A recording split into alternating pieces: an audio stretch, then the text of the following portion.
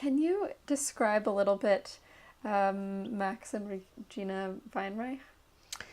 Well, I only met them once. That family was a dynasty, and they were really revered, very, very revered. And Max Weinreich was at that point old and blind, but it was more like being in the presence of the Pope. You know, it was rather to be in his presence. I can't even remember the conversation. I just know that what mattered was simply to be in his presence. That mattered. And Regina, all I remember is tea. But I think what impressed me was that these were such dignified people, and I knew what an enormous achievement their lives meant.